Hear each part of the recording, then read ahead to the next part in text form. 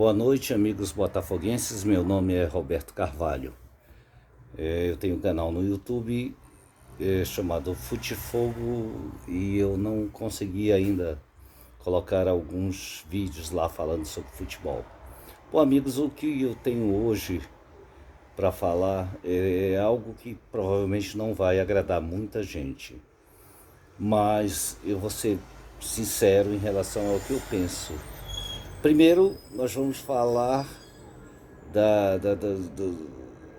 das pessoas que gravam vídeos que a todo instante dizendo que o Botafogo contratou um grande jogador, um craque de seleções de algum time famoso, jogador que pertenceu já a Barcelona, a PSG, coisas desse tipo. Tem pessoas que pegam seus canais e colocam bomba lá no YouTube. O Botafogo acaba de contratar. Bom, o fato é que tem muitos desses vídeos na internet, no YouTube principalmente, dizendo de contratações, falando que o Botafogo contratou esse ou aquele jogador. E isso assim deixa a gente meio chateado. É uma das coisas que fizeram com que eu usasse o tema Botafogo para falar, né, no YouTube, no meu canal. Porque é algo assim, uma coisa fora do comum. A quantidade de pessoas que fazem isso para conseguirem visualizações, para conseguirem inscritos, né?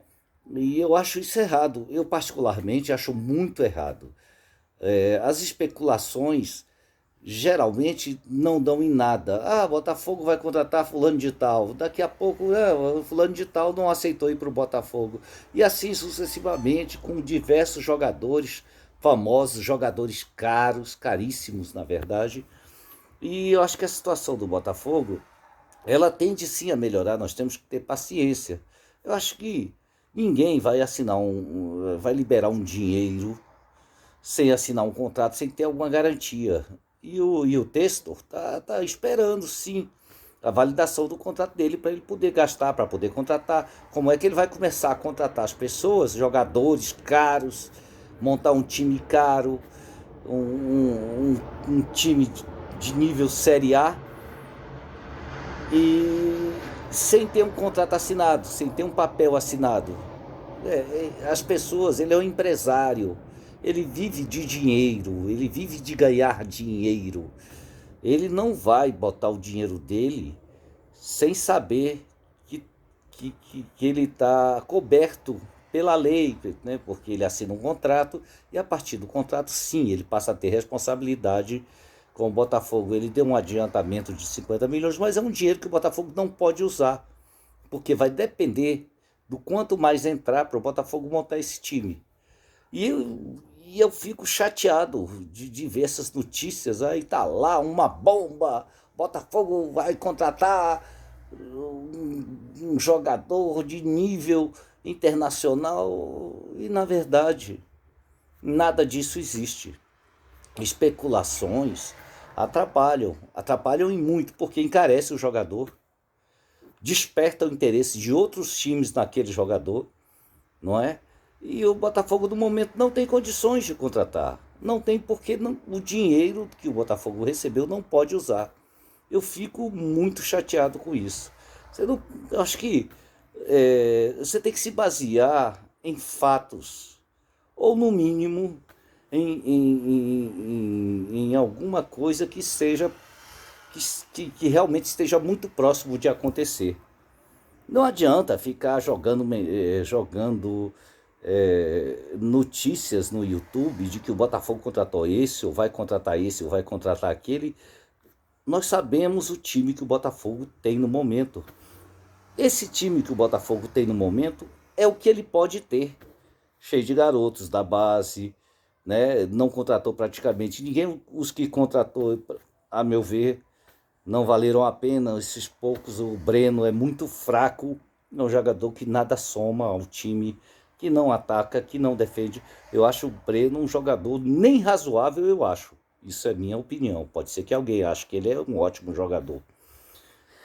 E o que nós vimos, alguns jogando, eu não comentei o jogo do Flamengo, eu não comentei esse jogo contra a Portuguesa ainda.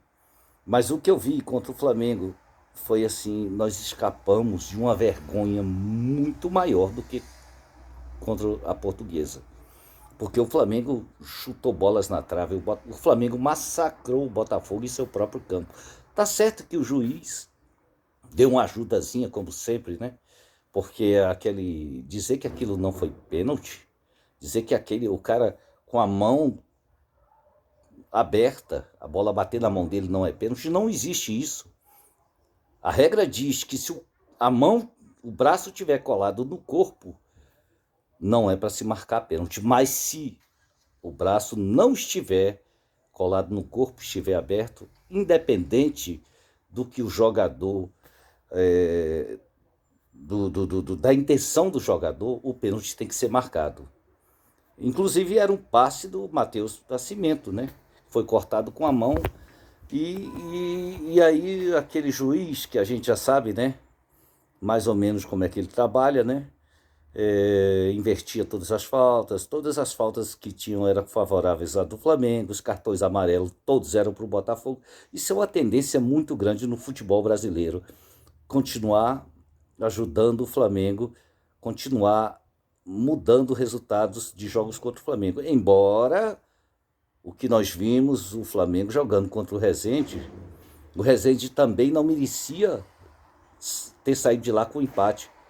O Resende foi um time aplicado, o Resende jogou muito melhor que o Botafogo. O Resende soube se defender, soube sair para o ataque, soube sair para contra-ataque. E aí teve aquela expulsão, que a gente sabe por que o jogador foi expulso, nós sabemos que aquilo não foi falta para expulsão, que foi falta, foi, mas não para expulsão. O pênalti eu não discuto, né? Mas até então o Resende estava ganhando o jogo. Então não tinha por que expulsar aquele jogador por algo tão bobo. Mas, né, a CBF a gente já conhece, os juízes que fazem parte, que apitam jogos do Flamengo e principalmente aqueles que apitam jogos do Botafogo, a gente já conhece. Ninguém favorece ao Botafogo. O Flamengo tem pai e mãe na CBF, o Botafogo é órfão. Mas tá, tudo bem. Nós escapamos de levar uma goleada, uma balaiada do Flamengo, que seria de 6 ou 7, porque foi um massacre. E a Portuguesa, falhas individuais, não tem como explicar. Um jogador como o Carly, cortar uma bola de forma tão estabanada, um goleiro como o Gatito sair daquela forma ali.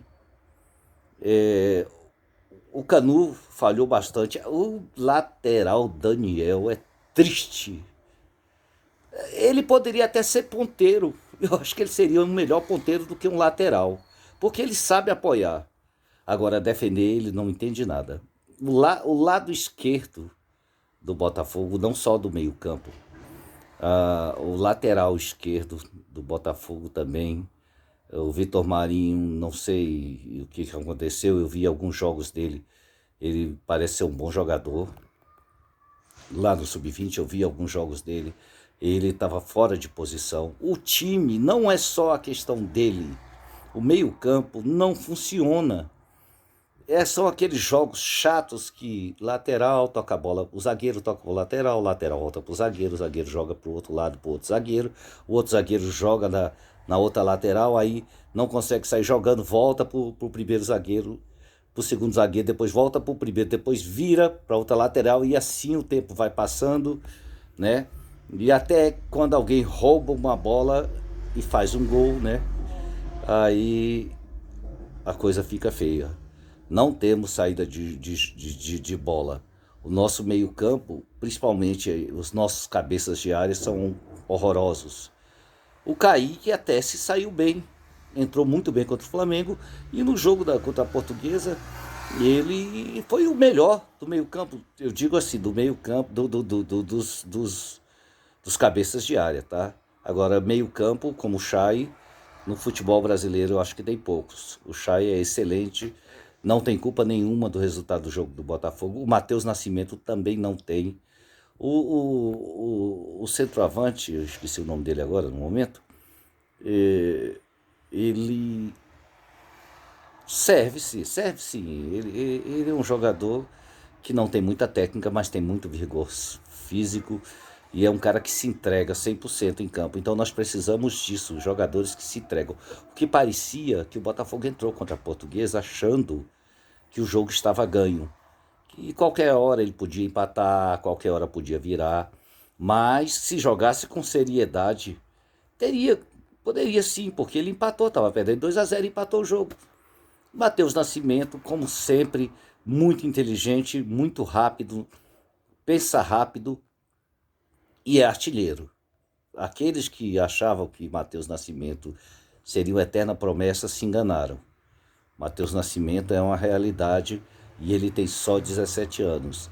Eu acho que o Botafogo está procurando errado, só um atacante logo de cara. Eu acho que atacante nós temos um, pelo menos. Já é alguma coisa. Nós temos que ajeitar esse meio-campo. Em primeiro lugar, ajeitar o meio-campo. A zaga, você sabe, você sair da zaga menos vazada do campeonato da Série B para mais vazada no campeonato carioca é brincadeira, né, amigo?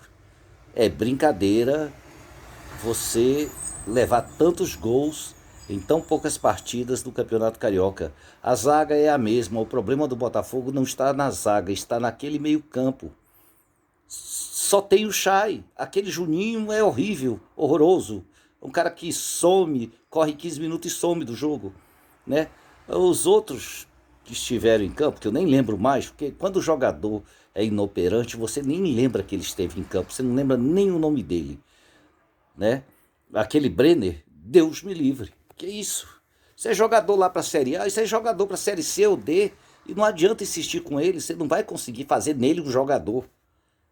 O Botafogo precisa de jogadores que venham para mudar e não apenas para somar, para dizer que eu tenho mais um jogador, eu contratei um jogador. Isso não adianta.